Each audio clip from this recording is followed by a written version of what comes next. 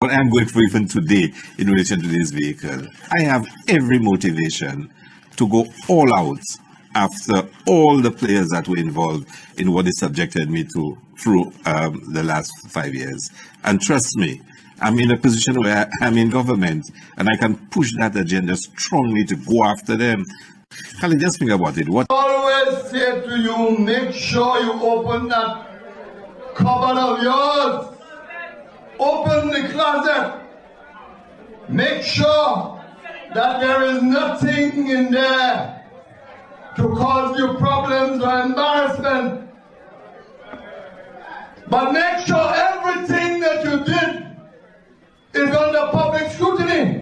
To a private loan that was given to a Saint Lucian IBC. IBC is the international business companies that are formed in Saint Lucia. This was a loan of $125,000 made by a Cricket West Indies sponsor again to a company named Hiliare Incorporated.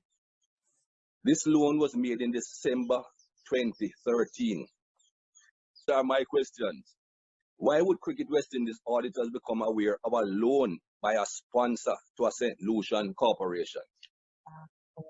Why would the auditors consider it a conflict of interest when it should not have appeared on Cricket West Indies' book? I know that shareholders of Saint Lucian offshore companies are often secret, but the fact that the auditors' concerns about this loan appears in a Cricket West Indies audit should make every West Indian insist that the shareholders of Hiliare Incorporated be exposed to the public now. In particular, it should be revealed if a member or former member of the Cricket West Indies board is a shareholder of Hiliare Incorporated. Small countries, often after bribes are paid, will qualify people with no connection, no experience, but who are international criminals or who need, for some dubious reason, the protection, the shield of diplomatic immunity. And they buy it, which is a scandal, an international scandal. Jeffrey Robertson was involved when the abuse of diplomatic passports first became known. He acted for the wife of a wealthy Saudi. She sued her husband for a divorce settlement in the British courts. But Walid Jufali didn't want to pay. So how do you get out of a law that everyone else has to obey? Very simple. Sailed off to Saint Lucia. And lo and behold, in no time, he was made the ambassador to the International Maritime Organization. And he never turned up. For 2 years, he never turned up.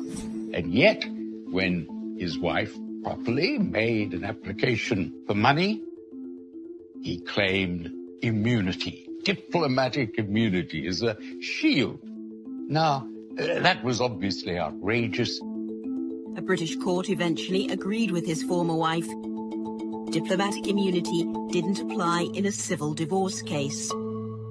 The audit department required a request of the inventory of all of the foreign officers. Yeah, and but we would not have known that. Wait a sec. I know that. I know you wouldn't have known that. Okay. And I did not know that either, because the audit department, as you know, acts independently from the Prime Minister and from all departments. It's a completely independent department. And as a result of that audit, it was discovered that there was a vehicle that was registered in the name of the High Commission. So the invoice was in the name of the High Commission. The registration of the vehicle was named in the High Commission. Yes. Permission was requested to get the car duty-free in the UK. Let's make that clear. Mm-hmm. And also permission was requested of the British authorities to allow the car to be exported. Mm-hmm. All in the name of the High Commission. Okay. Mm-hmm. And so therefore, by all appearances from the High Commission's office in the UK, it was an asset of the High Commission.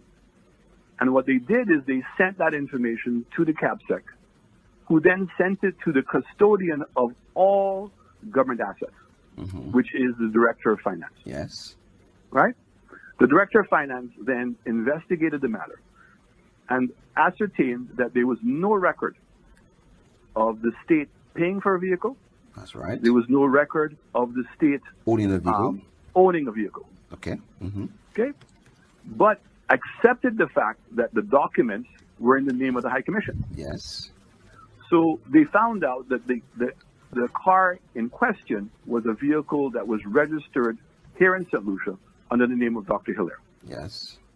And they contacted and wrote Customs as a very famous letter of November 20th, 2017. Yes. In which they indicated to Customs all the information I provided you. Yes.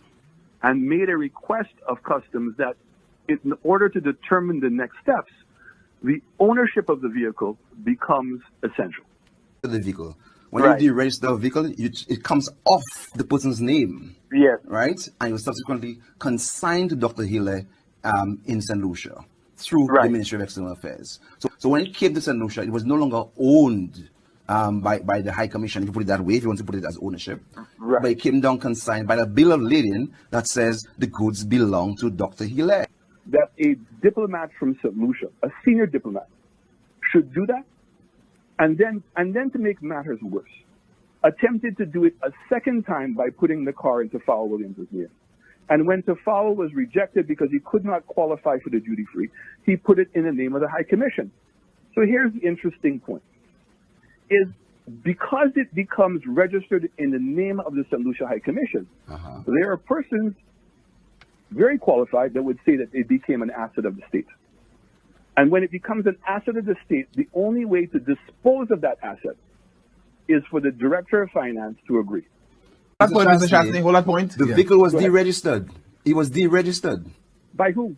It was by the High Commission. The vehicle was deregistered in the UK. The plates were returned. No, the vehicle was deregistered. Sir, I would beg to differ with you. The vehicle was deregistered. The High Commission is a government of Saint Lucia office. Yes. Okay?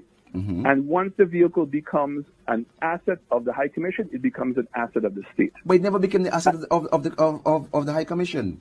It did. It was registered in the name. The invoice is in. Well, how come when Tafawel Williams, Tafawel put the first deposit in his name, and the first copy of the invoice was in his name. Yes. When he went now to pay the remaining amount of the car, he changed the invoice into the name of the High Commission. And I showed Tim why that was done. Why was it done? Because the registration of the vehicle and the invoice had to coincide. Why? They had to coincide. That's not true, the dealer said. That's not true. So then, let me ask you a question. When you go back to the vehicle that was bought by Ernest, that was for his brother, the invoice and everything else was in his name. Yes.